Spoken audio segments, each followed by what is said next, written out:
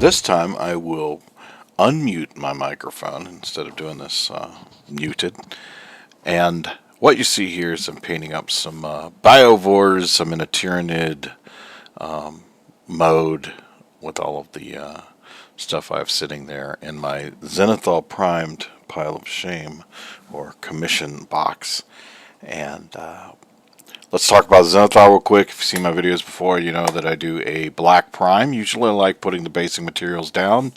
I'm being lazy here. And so the basing will just start slowly appearing throughout the short clip here. The Zenithal, once again, black prime over the whole model.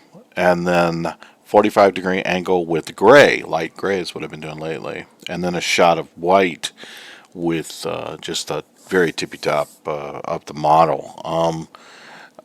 I use rattle can, what they call spray cans, spray paint for those, just to get a cheap, fast covering on everything. Do that outside, so don't piss off the missus. Yeah, so that gives me the quick Zenithal breakdown. Every now and then I'll go in and highlight with some, or dry brush highlight with white if I need to, if I miss some areas. But otherwise I leave it alone and let the shadows do the talking, you know. Here you see me now getting a base coat of a burgundy. I believe it's a Citadel contrast paint because I paint with transparent paints for the most part, except for highlighting and special details. These things were interesting model. I like this model. Pain in the ass to paint kind of with all the legs, but you'll see me go ahead and base this one up. I'm painting two at the time, but I only share really the one for a lot of it because it's just redundant after that. So watch this, so I'll get back to you in a second.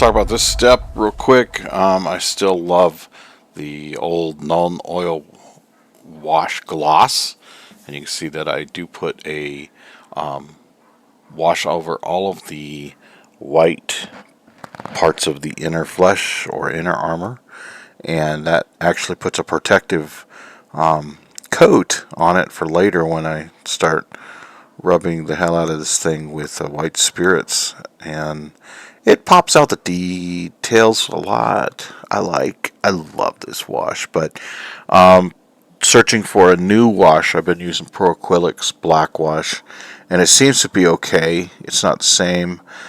This one jumps into the cracks better. I don't know why they canceled the no wash gloss. Shame on Games Workshop yet again for taking out a really cool product. Don't know if they got something similar to it that I just haven't found, but I'm just dealing with the ProQuill. So congratulations on ProQuill for getting some of my stuff. I'm starting to use more and more of their colors. It's starting to take over a little bit of my painting tray as far as my models. Anywho, let's watch this one finish out.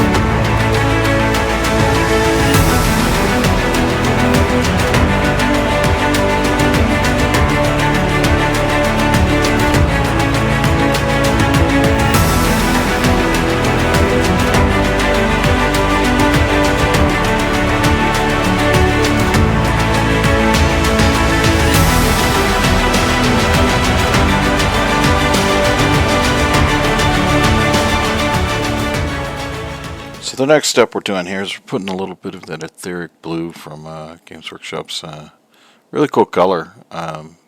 Pops in, gives it a kind of a glow over white. It's really kind of a sweet color, and it's very contrasty with that burgundy color. And you'll see me later on when we do reduction in enamel weathering, I leave it alone just because I don't want to mess with the glow of it. If I do the brown enamel over it and reduce it, it'll turn it yellowish, like a green. The yellow and the blue mix, of course, making a green. Look at your color wheel for that. Yeah, it really does.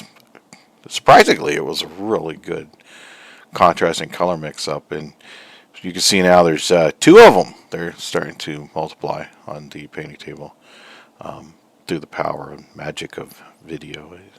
They've duplicated somehow, and it wasn't as easy as Control C, if you know what I mean. After the blue glow we're adding to the two Biovores, we're going to move to the next step, which is what I kind of do with the secret part of layering. So now you totally base coated your models at this point, put on some cool stuff with the gloss, null oil look, whatever you're using. And you'll see here I'm going through and doing a quick, really light dry brush, wet brush. I always put water on my brush a little bit and make it that brush damp. Artist opus is the result, the cause of that, and it makes for a smoother paint job. But going through, putting in, and this really jumps in and captures all the details. As you can see, just even though it looks like it's like frosted out, the details start to pop and come alive while you're doing this step. And you could always go in later and do some more advanced tabletop look if you wish. The step here, though, is supposed to be quick and hits the highlights, and then I'll get back to you and show you why we do that in a few minutes.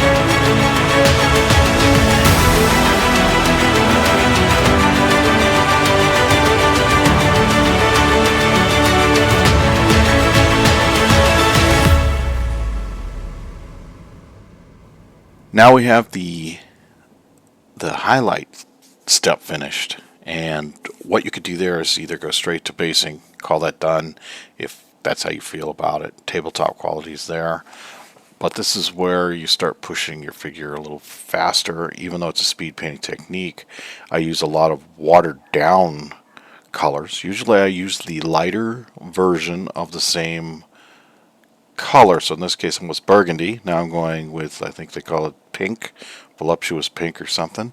And you'll see that it blends the dry brush and the previous color it was on together, creating a new layer of eye candy. Is the best way to explain it.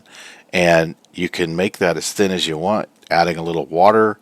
And if you see my brush go to the pot, paint pot right behind it, sometimes it jumps up a little higher. That's me going into the water, watering down straight off the edge of the cup. I don't really dig the whole water palette thing because it's just too much. I'll do that for oil paints, but I'm not going to do that for acrylics. It's just, it's not a speed paint technique that I think is worthy of going fast with that. If you're painting one figure, maybe, I guess, but not me when I'm painting about, sometimes up to 30 figures in a sitting. So look at that. You can still see that, whether you can see it here or not, the details are popped from the dry brush are now still there, but they're a little more subtle, and it just makes for a really nice figure when you come back and do that step right there. Really kind of vibrant and poppy. Let's keep watching.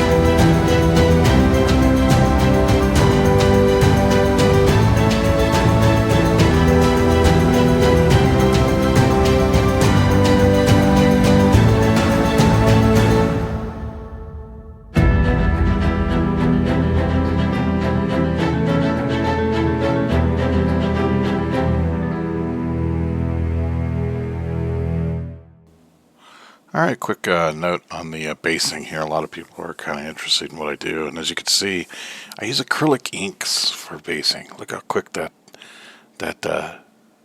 is. I mean, just a few little dots with the little eyedroppers straight out of the art store, really, and I don't go to the hobby store for this. And pop it in there, get some water on the brush, and then just flow that stuff out there, leaving it kind of like, mottled, like all over the place, heavy in some areas, light in others. And I'm doing a double pattern here. And so I got the green, and I put some brown in there, burnt umber probably. And I'll blend it right up to the edge, and then it blends itself. It's like really crazy cool. And if it blends a little bit on the brush, I don't care. It's not that important. do it for the art. Let it play. And it's not really this is where you let your art take over, and it's not so technical and type A. This is the brain of the side that's creative. Look at that blend in there a little bit. If it dries too long, though, it won't happen, but you could still spread it into the green a little bit and get that. Like this one's been sitting a second, so let's see what it does. And you could push that brown a little bit into the green. A lot of people call that coffee staining, but it looks fine. Let it go. Look at that. You can just blend it right into the green. And it's nature, you know. My grass is dying out front of my yard, you know, and it just abruptly stops where the dead spots are, right? So it's not a problem if you do get that kind of it. It's fine.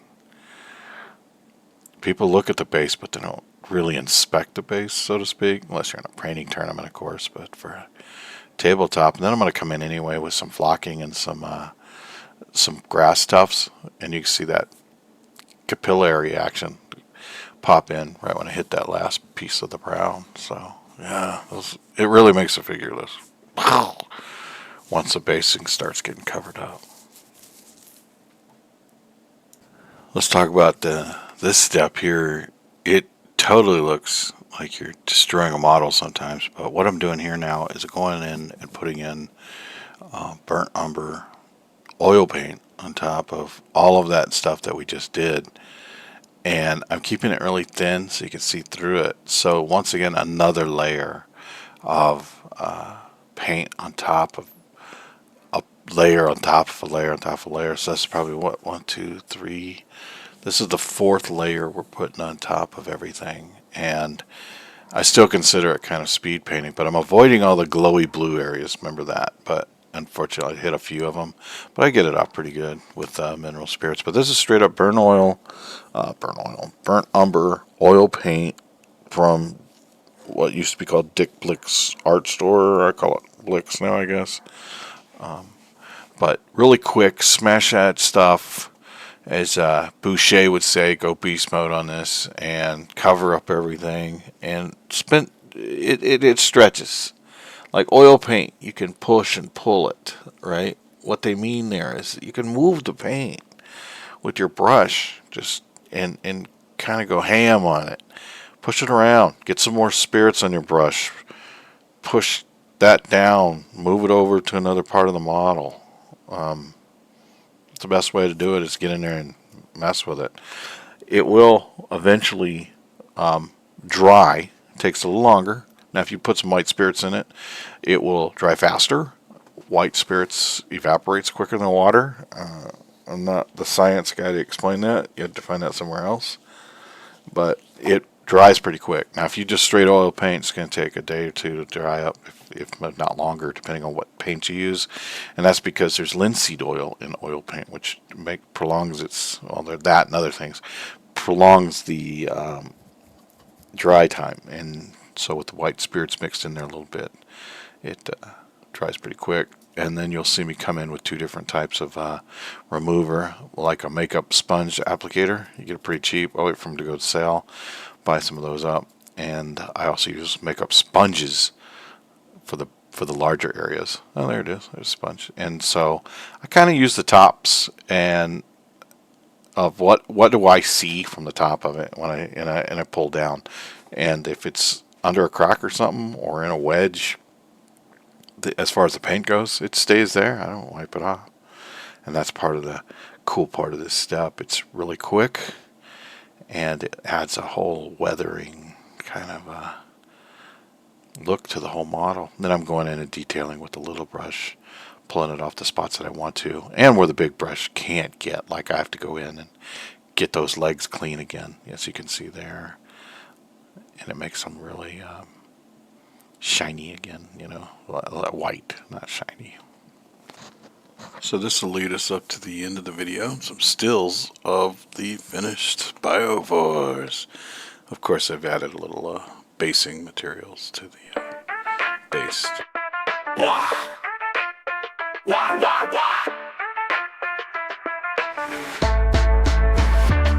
it's the orcs. We the best in the stars. Go got me chopper, got me shooter, riding red fast cars. We ain't too smart, but we knows the score. Painted red, lad, and it goes even more. We got the daka making the noise, loud as 1,000 war boss boys. If it's got wheels, we's good to go.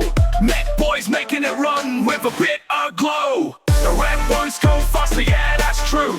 If you don't believe, well, that's on you. Paint it up, slap it on, wine your soul. Red's the color, we in full control. Or don't need no logic, don't need no tech. We'll smash it with a hammer till it's good.